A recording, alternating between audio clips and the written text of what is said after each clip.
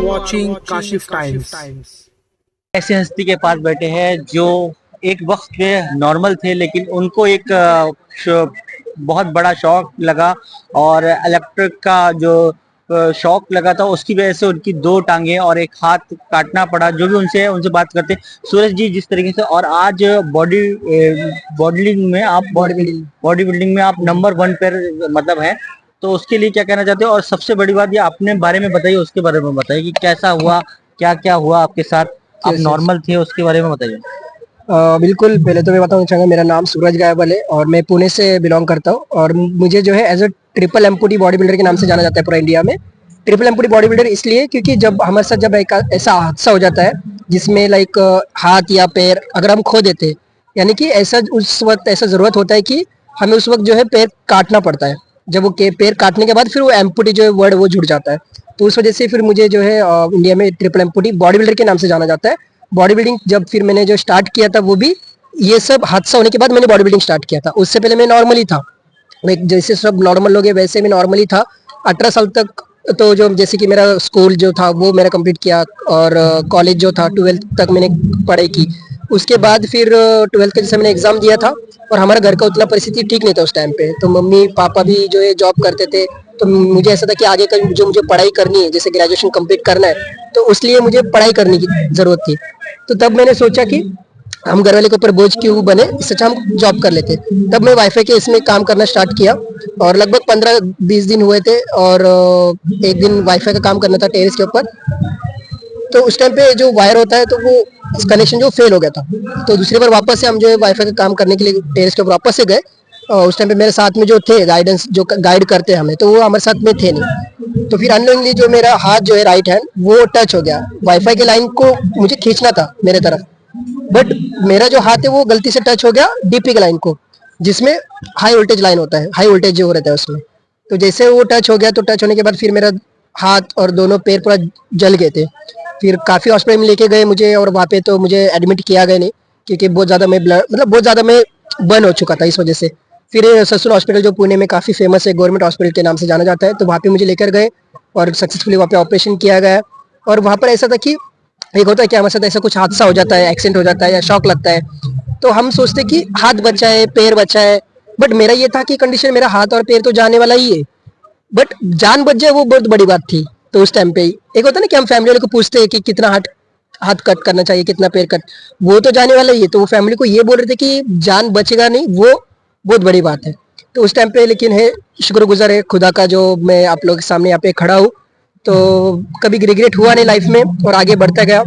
घर पे आने के बाद भी काफ़ी कुछ जो चीज़ें चेंज हुई, जिससे मुझे लगता था कि मैं घर पे आने के बाद सब कुछ ठीक हो जाएगा, बट घर पे आने के बाद तो और ही ज़्यादा दिक्कत होने लगी। जैसे कि मैं 1 साल तक घर पे ही था, चल नहीं पाता था कुछ नहीं, फिर मुझे व्हील चेयर पर लेके गया, व्हील चेयर पर मतलब लेकर आए, व्हील चेयर पर फिर मैं थोड़ा सा दिन निकाला, दिन उसके बाद फिर मुझे पता चला आर्टिफिशियल लेग लगा सकते हैं, यानी कि प्रोस्थेटिक लेग जो अभी आप देख सकते हो। तो उस टाइम पे काफ़ी मतलब बेसिक लेवल का मैंने जयपुर फूड यूज़ करा और तुरंत फिर जैसे मुझे घर वाले का बोझ नहीं रहना था पहले से ही और हमारे घर की परिस्थिति उतना ज़्यादा ठीक नहीं थी, तो तब मैंने सोचा कि इतना सब कुछ हुआ है तो उसको हम एक्सेप्ट कर लेते हैं, क्योंकि ऐसा होता है जब तक हम एक्सेप्ट नहीं करेंगे हमारी लाइफ में क्या हुआ है क्या नहीं दिल से, तब तक फिर हम आगे नहीं बढ़ेंगे। जब मैंने दिल से एक्सेप्ट किया फिर मैं जॉब ढूंढना स्टार्ट किया, फिर कॉल सेंटर में मैं जॉब करना स्टार्ट किया। जॉब करते करते मैं बहुत ज़्यादा वीक हो गया था, वीक होने के कारण फिर मुझे खुद पर ध्यान देना जरूरी था। जब मेरा ऑपरेशन एक और भी ऑपरेशन हुआ था 2019 में, एक ऑपरेशन हुआ था, तब मैंने सोचा कि अभी मैं खुद पर ध्यान देता हूँ और ब्लड जो है पूरा जल चुका था, तो उसी के रीजन से मेरा मतलब जो पूरा वीक हो चुका था मैं, तो उस एक वजह से फिर मैंने सोचा कि अभी मैं खुद पर ध्यान देता हूँ। तभी फिर मैंने जो जिम करना स्टार्ट किया, मुझे पता भी नहीं था कि मुझे कोई जिम में लेगा नहीं लेगा, तो मैं घर से स्टार्ट किया। पुशअप मुझे करने नहीं आता था कुछ नहीं, और तब मैं मेरे दोस्त लोग या फिर मेरे भाई के जो बेटे होते घर पे रहते थे, तो उनको मैं बोलता था कि 1 हैंड पे जो मुझे सपोर्ट दो, चेस्ट पे हाथ रखो ताकि मैं जो पुशअप कर सकूँ। तो वहाँ से मैंने जर्नी शुरुआत की और मेरे जॉब भी करता रहा और डाइट पे जैसे कि बॉडी बिल्डिंग में खर्चा बहुत रहता है, तो मैं किसी के ऊपर डिपेंडेंट नहीं रहा और ना ही किसी को मैंने कहा कि मुझे मदद करो, हेल्प करो मुझे इसमें आगे बढ़ने के लिए। जो भी मैंने किया, जॉब किया, फैमिली को भी सपोर्ट किया और खुद को भी मैं आगे बढ़ाया। जैसे एक सेल्फ कॉन्फिडेंस था कि इतना सब कुछ होने के बाद भी अगर मैं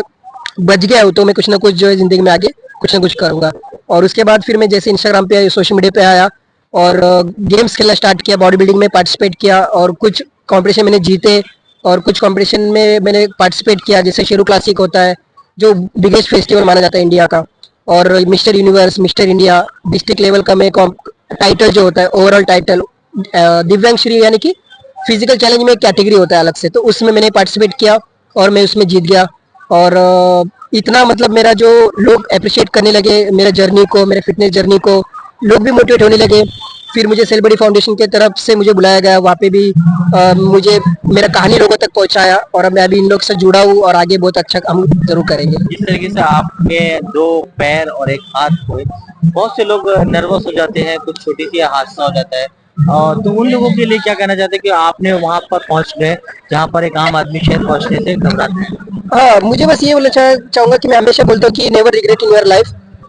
because you we are living someone's dream life. तो यानी कि हमें कभी रिग्रेट नहीं होना चाहिए, पश्चाताप नहीं करना चाहिए। क्या कहना चाहते हैं आपको प्रोग्राम में इतने भारी मात्रा में लोग आए, हर जगह से लोग आए, हर लेवल के लोग आते, बड़े से बड़ी सेलिब्रिटी यहाँ पर मौजूद थी, क्या करेंगे। मैं यही कहना चाहूंगा ये सारी आप लोगों का प्यार और दुआ है